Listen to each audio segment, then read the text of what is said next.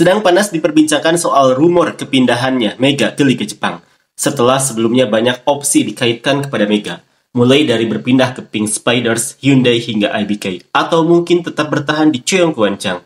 Akan tetapi sekarang ini fans Korea banyak membicarakan soal rumor kepindahan Mega ke Liga Jepang, dan juga soal masa depan Cheong Kwanchang jika ditinggalkan oleh Mega nantinya. Seperti inilah komentar fans Korea. Jika Cheong Kwanchang tidak bisa menaikkan gaji Mega hingga 2 kali lipat dari yang sekarang, itu akan menjadi masalah. Go Hee-jin bersiaplah segera naikkan gaji Mega. Masalah gaji itu ditentukan oleh klub, bukan oleh Go Hee-jin. Dia hanya melihat situasi dan mengikuti kemauan klub. Jadi apa sih kekuatan yang dia punya? Ada batas gaji yang ditetapkan untuk pemain asing. Jika memberikan lebih dari itu melanggar peraturan. Rekrut Mega sebagai model iklan Cheong Kwanchang dan buka cabang di Indonesia harus mempertahankannya, kalau tidak Cheong Kwanchang akan jadi tim juru kunci. Profesional itu soal uang, harus pergi ke tempat yang membayar lebih banyak. Gaji untuk kota Asia di negara kita terlalu kecil, jadi Mega memang seharusnya pergi ke tim yang menawarkan lebih banyak uang. Mega, ayo pergi ke Hyundai, pelatihnya juga punya kepribadian yang baik. Hyundai rekrut Mega dengan gaji setidaknya 2 kali lipat. Gaji pemain asing di V-League Korea sudah ditetapkan, bahkan jika ingin memberikan lebih, tidak bisa. Jika melebihi batas, itu melanggar peraturan. Jadi Jepang membayar lebih baik. Ya, kalau begitu wajar saja kalau pergi. Jika ada negara yang menawarkan gaji lebih tinggi, lebih baik pergi. Terima kasih atas kerja kerasmu di Korea. Cheong Kwanchang sudah menikmati 2 musim yang nyaman. Sekarang saatnya merombak tim. Mereka hanya menjadikan pemain lokal sebagai pengumpan dan menyerahkan seluruh serangan kepada 2 pemain asing. Begitu pemain asing pergi, tim langsung goyah. Apa gunanya naik peringkat hanya karena mengandalkan pemain asing? Tidak sadar kalau di akhir musim tidak ada yang tersisa. Saya menantikan pertarungan sengit melawan Pepper di papan bawah musim depan. Mencoba tantangan di Jepang juga sepertinya pilihan bagus. Jika bisa menghancurkan pertahanan rapat mereka, maka ada peluang untuk mencoba liga yang lebih besar. Menguasai Liga Jepang dan Tiongkok terlebih dahulu sebelum melangkah ke liga besar juga bukan ide buruk. Mega mungkin bisa berhasil di Korea, tapi di Jepang belum tentu. Liga Jepang lebih kuat dari Korea dan gajinya juga lebih rendah. Tentu, mencoba tantangan itu bagus, tapi tidak ada jaminan dia akan sukses seperti di Korea.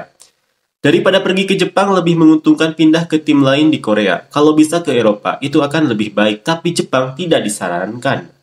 Selama ini, terima kasih atas kerja kerasmu. Pelatih Go Hee-jin adalah seseorang yang membuat para pemain ingin melarikan diri. Mungkin banyak yang tidak ingin bermain di bawah Go Hee-jin. Bahkan pemain utama voli putri Jepang pun gajinya tidak sampai 200 juta won. Jadi kenapa Mega harus pergi ke Jepang? Benar-benar tidak masuk akal. Mau pergi ke Jepang atau ke luar negeri, itu kebebasan Mega. Tapi begitu dia pergi, dia mungkin tidak akan mendapatkan perlakuan sebaik di V-League. Voli putri di Jepang bukan olahraga populer, jadi mereka tidak terlalu disambut. Gajinya juga jauh lebih rendah dibanding di Korea. Apa kamu tidak tahu bahwa 11 pemain voli putri Jepang bahkan telah mendaftar ke V-League untuk musim depan? Tolong pergi saja, entah itu Mega atau Megi, sudah terlalu banyak melihatnya. Katanya gaji di Jepang tidak besar, tapi dia tetap mau pergi ke sana. Kalau ke Tiongkok sih mungkin, tapi Jepang gajinya saja sekitar 8.000, bahkan pemain tim nasional mereka pensiun dini karena gaji rendah. Lagi pula, pemain Jepang sendiri bakal masuk pilih Korea tahun depan sebagai kuota Asia. Kalau mau cari sensasi, setidaknya cari tahu dulu sebelum bicara. Pergilah, kalau ada pemain baru datang, kita tinggal mendukung mereka lagi. Kalau pergi ke tim Jepang, dia pasti kesulitan beradaptasi. Ujung-ujungnya bakal kembali lagi. Sebagai pemain profesional, wajar saja pergi ke tempat yang menawarkan gaji dan perlakuan terbaik, tapi Liga Jepang tidak membayar lebih dari Korea. Sepertinya hanya digunakan sebagai trik untuk menaikkan harga diri. Italia atau Amerika mungkin lebih baik, tapi meskipun Mega pemain berbakat, dia belum siap untuk voli yang mengandalkan tinggi badan. Di Korea sendiri tidak ada daya tarik yang besar. Tapi jika ingin kembali ke luar negeri nanti, pasti ada banyak rintangan. Bagi Cheong Kwanchang, Mega tanpa bukit seperti roti tanpa isian. Jadi kemungkinan paling masuk akal adalah dia terdaftar sebagai pemain asing dan pergi ke tim yang membayar lebih tinggi. Saya mendukung pilihan itu. Aku menonton voli karena ingin melihat Mega bermain, dan itu sangat menyenangkan. Semoga dia tetap sehat dimanapun dia berada.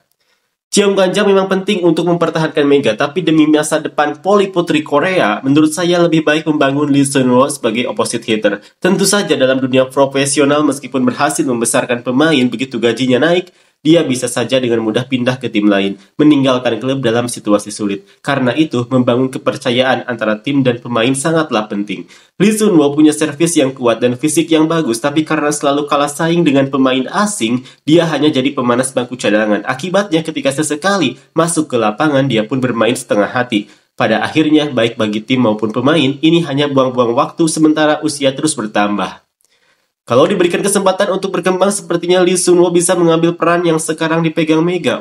Untuk outside dan opposite hitter, yang paling penting adalah kekuatan dan lompatan. Jeon Da-bin juga terlihat memiliki potensi, meskipun sayang tingginya kurang. Kwak Sun-ok kurang dalam hal lompatan, tapi ada banyak pemain muda berbakat seperti Shin Eun-ji, jadi kenapa terus-terusan membahas Mega? Para pemain ini butuh lebih banyak waktu bermain, bukan hanya latihan internal tim. Mereka harus merasakan pertandingan sungguhan yang disiarkan di televisi, bukan hanya sparring di klub. Dengan begitu, kemampuan penting seperti blocking dan pertahanan juga bisa berkembang. Atau aku salah? Kalau salah ya sudah. Saya penasaran berapa biasanya gaji pemain asing dari Asia jika mereka bermain di Jepang.